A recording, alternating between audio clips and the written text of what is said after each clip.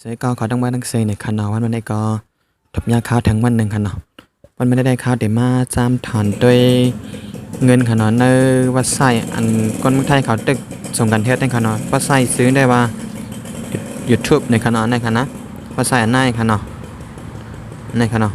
วัดไส้ในก็ข้าวก็เลยมักกับสิบเป็นไอ้ก็เขากว่าเย้าคันเนาะในคันเนาะคันนะเป็นวัดไส้ในคันนะเมื่อเร็วในก็เพราะว่าเขาขายเอียนเนี่ยครับเมื่อวันเต็ม100คันเนาะ100ปลายเขาก็ทุกแล้วคันเนาะนะครับเขาเดี๋ยวมาจ้ามทุกด้วยเหมือนในคันเนาะทุกปักทั้งสุดคันเนาะแอปในคันนะว่าใส่ในคันเนาะเขาต้องในคันเนาะก็เข้าสู่ระบบเป็นคันเนาะ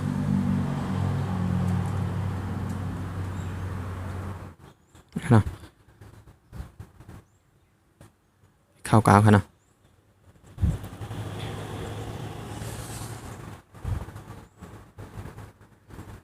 ในขณะเพราะว่าเขามาหน้าตามันได้เป็นซึ่งไหนในขณะในขณะเพราะว่าไอ้ก็เขามากันเนาะในขณะเพราะค่าถอนเงินนี่ก็เขามาดีถอนเงินในขณะในขณะถอนในกรณีขณะเด็กเขาได้ในกำเนิดขณะถอนในขณะในขณะเขาว่ามันถอนในติดเต็มสุดมัน100ในขณะ100 บาทในขณะในขณะพยายามถอนมันพยายามเกามองถึง23 จุ่มมองในขณะในขณะแต่ถึงกลางค่ำขณะนะถอน100 บาทค่ะเนาะอะไรกันนะแล้วก็เงินเด็กเขาบัญชีเขาคานะครับทั้ง34 จุ่มมองค่ะเนาะเขาถอนเมื่อไหร่เนี่ยก็มือผูกปนค่ะเนาะแล้วก็เดี๋ยวมีกาหนึ่งค่ะเนาะกาอ้วนมันแทง5%ค่ะเนาะเขาเดี๋ยวจ้ำถอนด้วย107 บาทค่ะเนาะมันเดี๋ยวถอนได้เนี่ยค่ะเนาะกับค่ะเนาะ107 บาทค่ะเนาะอันเขามีในเขาเดี๋ยวถอนเมื่อค่ะเนาะเขามี107 บาทค่ะเนาะก็ในใส่รหัสถอนเท่ากันเนาะใส่รหัสถอนเท่ากันเนาะ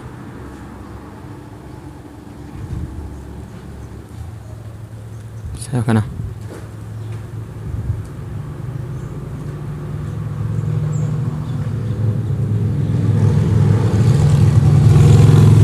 เราว่าเด็กว่ายังก็เด็กยืนยันกันเนาะ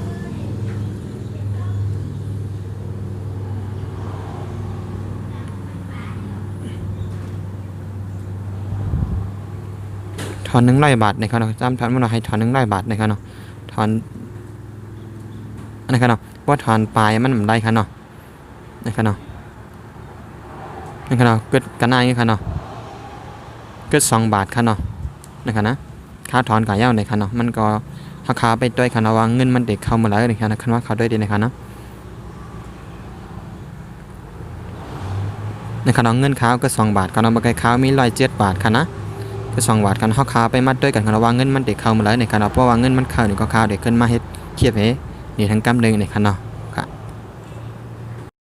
ค่ะวันนี้ก็เขามัดด้วยกันค้าถอนไว้มือบ้านในค่ะเนาะว่าต้องมันเด็กเข้าในค่ะเนาะในค่ะนะ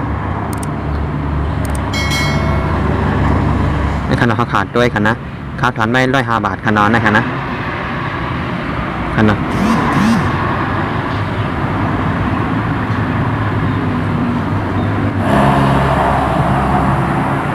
ในขณะ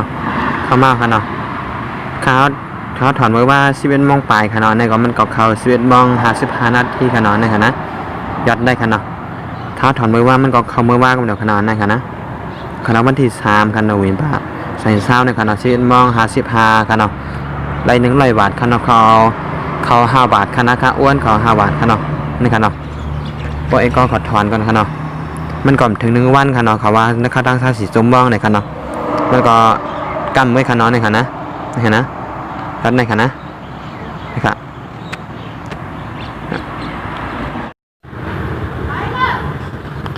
ในขณะเพราะว่าไอ้กอขำลงทุนขณะมันได้ถอนรายดับ1 ปอกเลยในขณะเพราะไอ้กอเขาใครถอนแท่งแล้วก็ไอ้กอเขาก็ได้มาลงทุนดีในขณะเขาเดี๋ยวนี้เป็นพวกไอ้กอเขาใครลงทุนในขณะแล้วก็เหมือนในมันลดปั่นขณะเหลือ1,000นะครับเรา20%ก่อนนะเหลือ1,880 บาทแค่ขนาดนี้ค่ะนะเห็นเนาะนี่ค่ะเนาะเพราะไอ้ก็เขาเติมเงินก็เลยเติมแบบ1,080 บาทได้ค่ะเนาะนะโปรโมชั่นค่ะเนาะ1,080 บาทได้ค่ะเนาะลงทุนในเขาก็เดี๋ยวไร1 วันในเขาขาดเดี๋ยวไรวัน 64บาทค่ะเนาะ64บาทค่ะนะ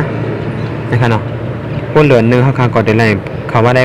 1,900ปลายในค่ะเนาะค่ะเนาะ1เดือนเฮาคาได้1,900ในค่ะเนาะเฮาคาก็ไล่น้ำแมท900ค่ะเนาะ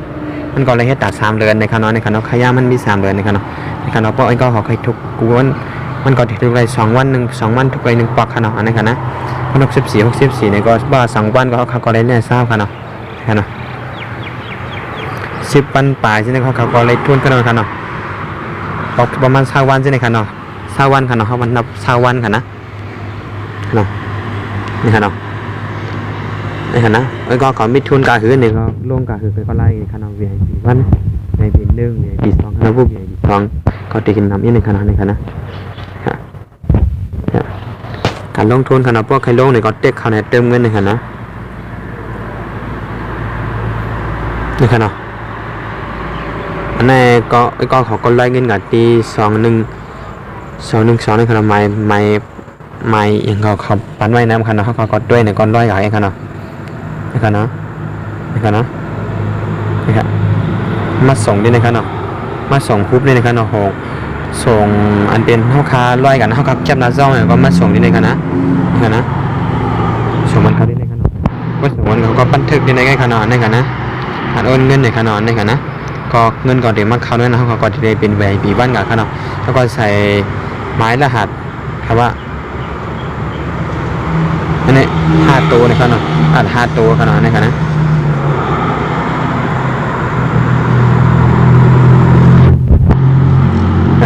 นี่ค่ะเนาะใส่ก็ส่งแค่พังไงในไงค่ะเนาะยังก็ยาวค่ะเนาะเพราะว่า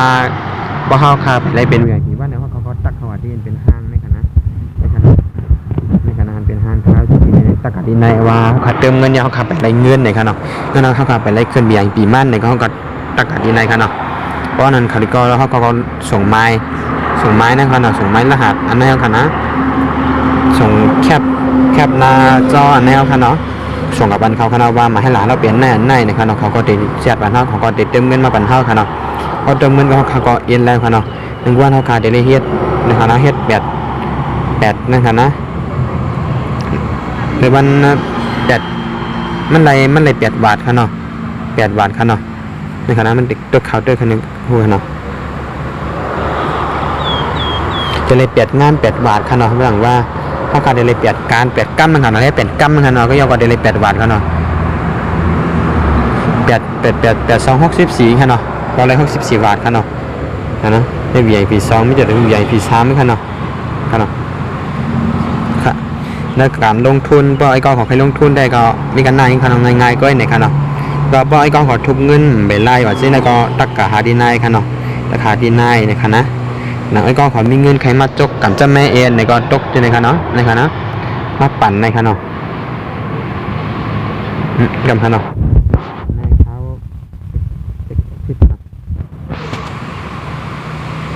เจ้าขาดีนะครับเนาะบ่เคยปั่นบ่เฮาเขามีเงินนำนะครับเนาะให้ปั่น1กำ100บาทเขานะมันได้มีจังได๋ค่ะนะได้มี150บาท500บาท 2,000 บาทจังได๋ค่ะเนาะมันก็ได้ญาติได้ค่ะเนาะมันก็มีหลายมีเยอะค่ะเนาะมีเลขกรรมเฮาขับปั่นในเฮาขับกรรมนี้ก็ได้ไล่นี่ครับมันได้มี10,000จังได๋ค่ะเนาะก็เป็นอันค่ะเนาะเป็นเกมค่ะเนาะนี่ค่ะเนาะอันนี้มีทั้งอันค่ะเนาะไม่ใช่เป็นเฮากับแต๋วค่ะเนาะเลยได้โทนะครับนี่ค่ะเนาะนี่ค่ะเนาะ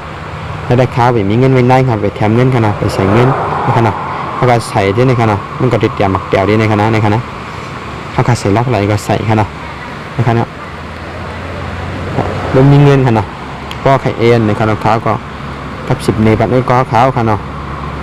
เพราะว่าไอ้ก้อเขาเฮ็ดจำใส่ฟรีเด็ดทุกรายด่าน1ปอกไอ้ขนาด1หมายพวก1อันนี้เด็ดทุกรายด่าน1ปอกไอ้ขนาดเพราะว่า1ปอกก็มันเด็ดทุกรายแถวเขาขาดเด็ดเลยใส่เงินเด็ดเลยลงทุนขนาด